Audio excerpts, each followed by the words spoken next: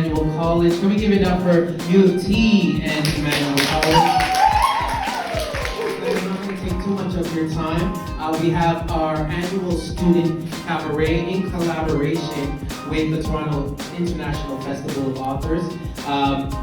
Every year, we curate a list of exciting writers, performers, artists from some of the creative writing programs across Ontario. So we have representation from OCAD University, where I teach. We can give a round of applause. There's going to be a lot of applausing this evening, okay? We have York University representing U of T, Mississauga.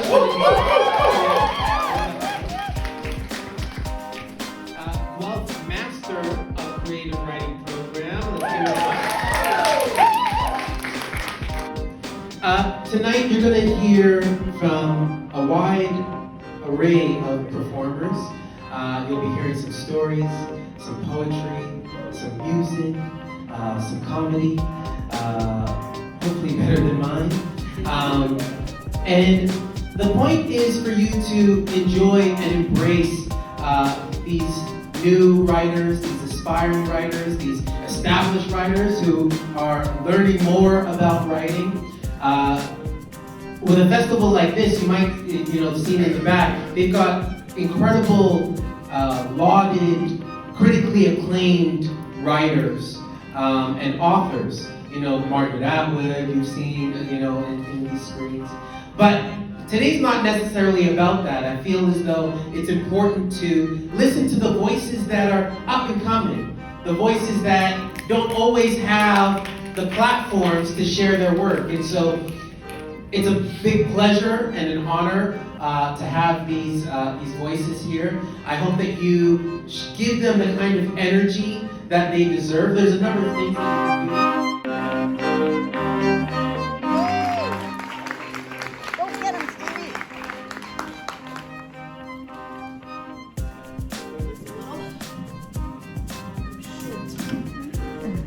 Thanks for the laughs, everyone.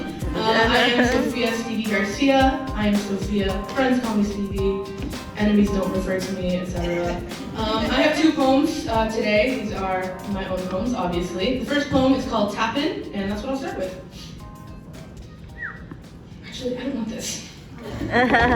Be free. Okay. First poem is called Tap In. Eye contact, breath, drop in, lines. How do I tell you this play acting isn't real? Eye contact, breath, held, drop in, lines, a beat. Tap out. How could I tell you these characters aren't real? Tap in. This is theater and we are friends. It's not like you or I want this to be real. It's not like it hasn't been real for some time, for longer than either of us thought.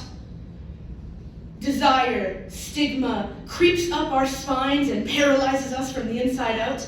Theatrical spill is a fickle thing, right? Fleeting, this is just acting, right? We are just so dropped in, right? We are just so good at playing lover-lover, right? We are just so good at sitting in lover-lover together. Right. Tap into tension across the sternum, down our arms, through our spines. Tap into stolen glances in the dressing room and trapezius squeezes that don't relieve our bodies of any tension. Quite the opposite, actually. It's not like either of us thinks this is real. It's not like we aren't dropped in. It's not like we need to be. Eyes, breath, drop in, beat. You look at me from across the deck, state of being free fall by all accounts. And I know I can't hide anymore. You'd know if I were anyways. How could either of us say it isn't so? Tap out. And when I drive you home after rehearsals, after shows, the air in my car is thick, like stage haze and sweat, sweet like hairspray, soft like warming tea. And this unspoken lingers in my car, and we've already tapped out. But confined within these metal walls, shoulder width apart, site-specific theater with no audience, who are we performing for anymore? It's entirely unprofessional, the drama of it all, the desire for it to not be, the desperation for something more? This must end. But maybe not. I'll let you make the offer, and then we can tap out.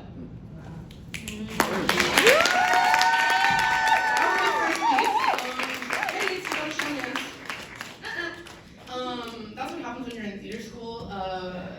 That's what happens when you go to theater high school. That's what happens when you go to theater university. Theater people love doing that. Anyways, this is my second piece. It's called Telling You I'm Butch. This is my manifesto poem. Yes, okay. Telling you I'm butch.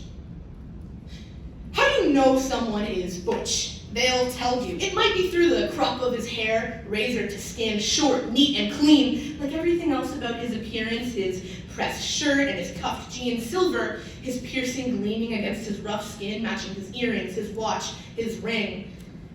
How do you know someone is butch? You'll hear them. His keys, of course, on a thick key ring jangling by his left side, warm and bright and bellowing and yellow. He is laughter from the next room over. And his masculinity is not only external either. That's a dead giveaway. For butches, attitude is everything. Performing masculinity to protect butch because we care. How do you know someone is butch? It might be through the chivalry. It's definitely through the chivalry. Chivalry is alive and well in the hearts of butch boyfriends. Of course, they'll help you out of the car or down the stairs, and they'll hold the door open for you, and they'll carry your purse and your heels, and they'll always offer you their coat, even when they have on nothing underneath. And it's definitely through the sex. You'll know when you're sleeping with a butch. Worship comes easy to him. His stone core, devotion to the altar of a femme, only for her to see, secrets for her to seize, and slowly she grinds his stone into sand. How do you know someone is butch? You mistake our pride and protection for aggression, our masculinity for a costume, our passion for polarity, our love for hate. We are the protectors of our communities, of our women. If we don't protect our own, who will? How do you know someone is butch? I am butch. You'll know because we will tell you. We just are. Through every step, key, cuff, kiss. There is no question because butch is our only answer. And you won't listen to me. But I'll still go and walk forward past all of your stares and fear of our unknown. Unknown to who? Leather boots, pounding pavement, keys jangling by my side. For butches, there is no other choice. And that's my set. Yes!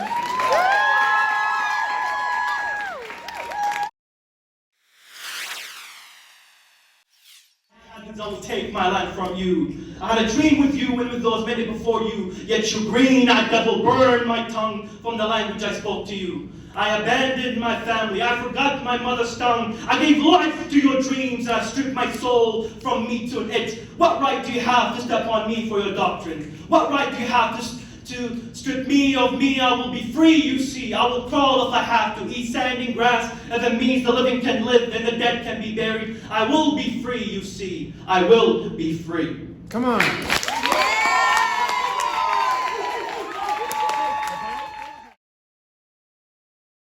When they see me, they flinch, look through me, past me, as if my decision is invisible, as if I couldn't possibly have chosen this for myself. And still, I walk, head high, heart heavier than it should be. Because every time I step outside, I'm carrying not just myself, but every hijabi girl who's told she's too loud, she's too quiet, she's too covered, she's too visible. My hijab does not hide me. It announces me. It sings my faith in colors they cannot silence. It's my banner, my boundary. And if that makes them uncomfortable, then maybe it's because my freedom looks different than theirs.